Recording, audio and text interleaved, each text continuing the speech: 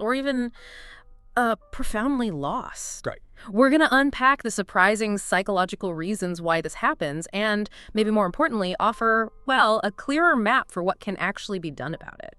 And this isn't just, intellectual curiosity on our part. It's really about understanding a pretty complex internal structure. It genuinely impacts the well-being of a lot of high achievers. Okay. So our mission today really is to deconstruct this whole smart kid identity. Our sources describe it rather evocatively, I think, as a crown of both gold and lead. Gold and lead. I like Yeah. So we want to give you some actionable insights, some clarity that might, illuminate a pathway forward if any of this resonates with you. Okay, so we've gathered some pretty powerful sources, foundational psychological theories, modern perspectives too, on the hidden costs of being labeled the smart one. So, let's dive in. Let's do it. So, our sources, they suggest that the roots of this feeling lost, it actually starts much earlier than adulthood, right? It's not something that just pops up. Oh, absolutely not. It's like a complex architecture, really, built over years, subtly shaping someone, often from their earliest moments. It's quite deep-seated. Okay, so where do we even start untangling something like that? Well, it's a good question. I think we need to start with the emotional origins. Look at how maybe exceptional sensitivity plays a role early on. Sensitivity, okay. Then we can move into how societal labels, or the smart kid label itself, how that amplifies things. Then we can dissect the mental traps that kind of solidify it. Right. And finally, look at how a really crucial developmental stage can get, well, short-circuited, leaving someone without a clear sense of who they are. Wow, okay. So emotional origins first. Yeah. And our first key insight here comes from the renowned psychoanalyst Alice Miller. Her 1979 book, The Drama of the Gifted Child, is really influential here. Ah, I've heard of that one. Yeah. She suggests that gifted isn't just about, a high IQ. What's fascinating, she says, is it's defined more by an exceptional sensitivity, an emotional attunement that develops remarkably early. Okay, so if gifted isn't just about raw intellect, what is this exceptional sensitivity Miller talks about? How does that actually, play out in a child's early life? It's this sort of precocious ability, almost unconscious, to perceive what their parents need them to be. Wow. And these highly attuned kids, they mold themselves into that ideal. Why? To secure the love and approval that, are essential for their emotional survival. It's a very early adaptive strategy. But with costs, you mentioned. Oh, profound costs. Yeah. Because in this process, they learn to suppress their own authentic feelings. Things like discontent, anger, even just spontaneous joy. If these don't align with the expected role, they get pushed down. Pushed down where? Miller vividly calls it locking them away in a glass cellar. You can see them maybe, but you can't access them. This leads to creating what she calls a false self. A false self. Yeah, a persona that's basically for performance, for getting that external validation. And the casualty in all this is the child's true self, which is left undeveloped, unexpressed. So how does that early false self then echo into adulthood? Is that where that feeling comes from? That feeling of being a fraud maybe, or feeling homeless even in your own life? That's precisely it. That's the echo. And the sources, they stress, this isn't usually malicious on the parent's part. It's often an unconscious pattern passed down. Parents genuinely think they're doing what's best. Right. But the child internalizes this really quite dangerous core belief. I am loved because I am smart, or because I am good or quiet or whatever the role is. Which makes love feel transactional. Exactly. Fundamentally transactional. Yeah. And identity becomes inherently unstable because it's predicated on your utility, on your performance. It sets this precedent where your self-worth has to be constantly earned, constantly defended, rather than just being there, securely held. Okay, so this false self Is already taking root. Then what happens when external factors like getting formally labeled gifted or smart in school come into play? You said this makes it more complex. Oh, absolutely. That label, gifted or smart, it acts as both a confirmation, see, I am smart, and a really potent amplifier of that already shaky internal dynamic. Right. And while, sure, a high IQ correlates with certain positive outcomes, the actual lived experience of the gifted individual, it's often much more complex, fraught with unique challenges. Like what kind of challenges? Well, one of the biggest is what's called asynchronous development. Their intellectual capacity can just race miles ahead of their emotional and social maturity. So they might grasp these incredibly complex, abstract concepts, maybe existential ideas, but they lack the emotional framework to really process the anxiety or the feelings those concepts might stir up. So that disconnect, the intellect way out here, the emotions lagging behind, how does that specifically make them feel like an outsider in social settings? It creates this profound sense of just being on a different wavelength. Like you don't quite sync up with your peers. The big fish, little pond effect is a great example our sources mention. Explain that one. Well, you're the smartest kid in your local school, the big fish. Then you go to, say, an elite university, and suddenly you're surrounded by equally bright people. You become a little fish in a much bigger, more competitive pond. Oof, that could be a shock. It can be a devastating blow, especially if your entire self-concept is built on being the smartest. And the label itself, it just creates this immense pressure. You have to constantly live up to this perceived potential. It turns the gift into a kind of burden. Which leads to Maladaptive perfectionism often. And the sources highlight something else really important. Without a strong sense of purpose, even intellectually gifted adults are at a higher risk for a crisis of meaning. a crisis of meaning. Yeah.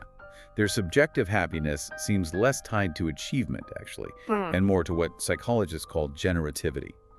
That deep satisfaction you get from using your talents not just for yourself, but to genuinely contribute, to help others, to make a difference. Okay, that's fascinating. So Miller gives us the origin, the false self, then the label amplifies it.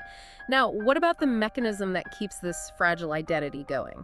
Our sources point to Carol Dweck's work on mindsets, right? Exactly. Dweck's work is crucial here. It explains the mechanism that makes this smart kid identity so brittle. We're talking fixed versus growth mindsets. Right. Fixed means you think intelligence is innate, you've got it, or you don't. Growth means you think it can be developed. Precisely. A fixed mindset believes intelligence is just there, unchangeable. A growth mindset believes abilities can be cultivated through dedication, effort, learning from mistakes. Now think about the smart kid.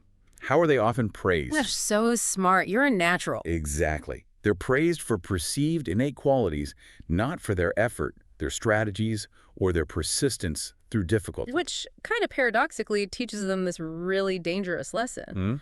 My value lies in this fixed trait of smartness. It becomes who they are. And that leads directly to fear, a profound fear of failure. Challenges, they stop being exciting opportunities to learn and start feeling like direct threats to their core identity. Because if I struggle, If you struggle, the fixed mindset interpretation is devastating. It means you aren't really smart after all. The whole identity collapses. ouch. So what do? You shy away from difficulty. You avoid challenges where success isn't guaranteed. You stick to what you know you can ace to preserve that image of effortless brilliance. And by doing that, By avoiding the very struggles that build resilience and new neural pathways, they inadvertently stunt their own growth. They literally short-circuit the mental muscle building that comes from tackling hard things. wow, okay, so that connects directly. Now, finally, our sources link all of this to Erik Erikson's stages of psychosocial development, specifically that adolescent stage. Identity versus role confusion. How does that get messed up for the smart kid? Well, that stage, adolescence, it's supposed to be where you form a coherent sense of self. You explore independence, try on different roles, figure out your own values. It's messy work. Yeah. But for the smart kid, this crucial process often gets short-circuited. Why? Because their identity, the brilliant student, the responsible one, the one who never causes trouble, was often assigned externally, constructed sometimes to meet parental needs or expectations. It wasn't forged internally through their own exploration. Exactly. They didn't really have to ask, who am I? Because the world, parents, teachers, was constantly telling them who they were supposed to be, reinforcing that external label. So what happens then when those external structures, home, school, the familiar environment, eventually fall away and they go to college or start a career? That's often when the crisis hits. Yeah. Suddenly, their status as the smart one might not be unique anymore, or even particularly relevant in a new context. Right. And because they never did that messy internal work of building their own compass, trying things out, failing, discovering their intrinsic values, they're left with this profound role confusion.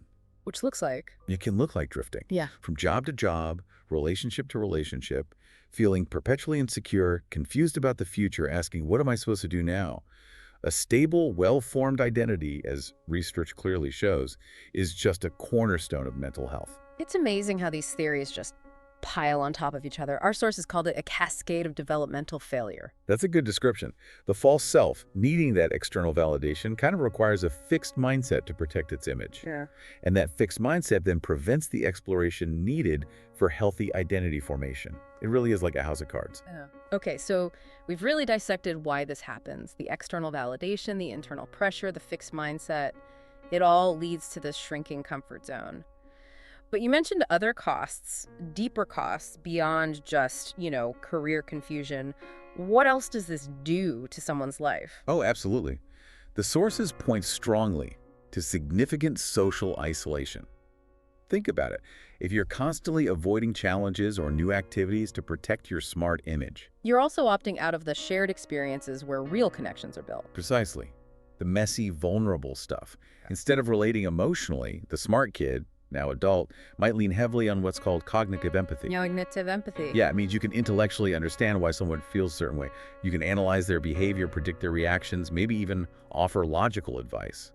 But you don't necessarily feel with them. So you can understand it, but not connect with it on an emotional level. Exactly. It's an intellectual exercise rather than a true, deeply felt heart-to-heart connection. That sounds incredibly exhausting. Like socializing becomes just another performance you have to analyze and get right instead of just being with people. It really can be. Yeah. Very draining. And then, when their own emotional pain inevitably crops up because life brings pain, what does the smart kid do? Tries to think their way out of it. Often, yes. They try to apply logic, analyze their low self-esteem with rationality, write pro-con lists about their feelings, overanalyze interactions to death. But that doesn't work for feelings. Right. Intelligence is a fantastic tool, but it wasn't designed to fix emotional pain or low self-worth. Those are matters of the heart, not just the head. The fundamental question, am I enough?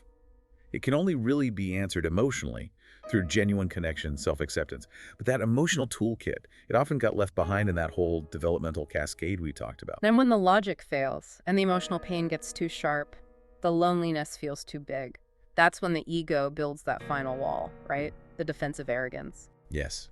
That's often the last resort, telling yourself, well, I'm just different, or people don't understand me, I'm too deep. Or maybe even judging others to feel superior. Which feels better than admitting you're lonely, maybe. For a moment, perhaps. It creates this wall, this buffer, against the hurt of feeling left out or inadequate. But it's a fortress that also isolates you further. How so? Because real human connection, the kind that actually heals that loneliness, it requires things like humility, presence, vulnerability, being willing to not know, to be imperfect. And those are precisely the things defensive arrogance actively pushes away. It's a tragic irony, really. The very defense meant to lessen the pain ends up reinforcing the core problem, isolation. Okay, this is a lot. So, if someone listening recognizes themselves in these patterns, feels this deep sense of being lost despite being seen as smart, what do our sources say is the path forward? How do you find your way out of this gilded cage? Well, the first step, and our sources are really clear on this, it's non-negotiable. You have to actively work to unhook your self-worth from your intellect. Stop identifying as the smart kid. Exactly. It's not saying intelligence is bad, obviously. It's about stopping the pattern of basing your entire sense of value on being smart, especially effortlessly smart.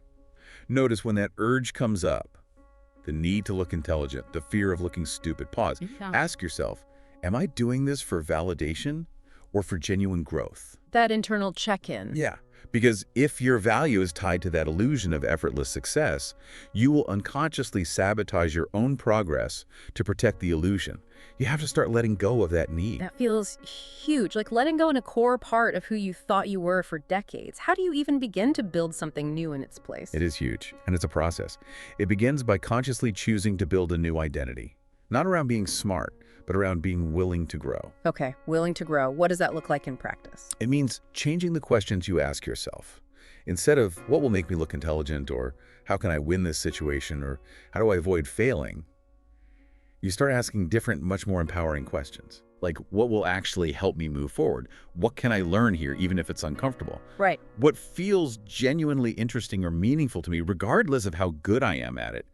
You shift the focus from performance to progress. Embrace discomfort. Try things and be okay with being bad at them initially. Show up to participate, not just to win, it sounds like. Stepping off a pedestal. That's exactly what it is. Yeah. And it's scary, But it's also liberating because your value doesn't come from being special or perfect or the smartest. It comes from simply being human. And being human means. It means embracing the messy, imperfect reality. You're allowed to be uncertain. You're allowed to grow slowly. You're allowed to feel completely lost sometimes and not know what you're doing.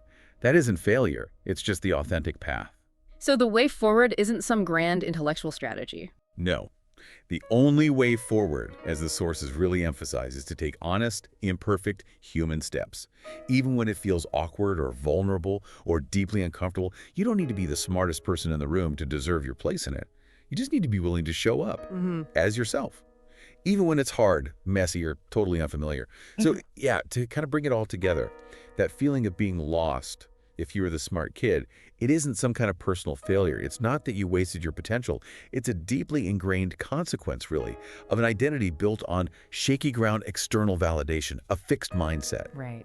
And overcoming it means consciously, deliberately shedding that old identity, that old crown of gold and lead, and embracing a new one that's focused on genuine growth, on progress, not perfection, and on authentic human connection. Wow. This deep dive, it's really shown that the path out isn't more logic, more striving, more trying to be perfect. It's actually the opposite, isn't it? It's through humility, vulnerability, a willingness to just be. To step into the world imperfectly but truly, maybe reconnecting with that real self that got locked away in Miller's glass cellar all those years ago. That's beautifully put. It really is a profound journey. It's moving away from constantly feeling like you have to prove your worth and towards finally discovering and trusting your inherent value. Just as a human being, you've likely been performing your whole life. Now it's time to actually feel at home inside yourself, to finally feel like you belong in your own life. We really hope this deep dive has sparked some aha moments, maybe given you a clearer map if you're navigating this complex experience. And as you reflect on everything we've talked about, maybe think about this. What is one small, maybe even slightly uncomfortable, imperfect step you could take today?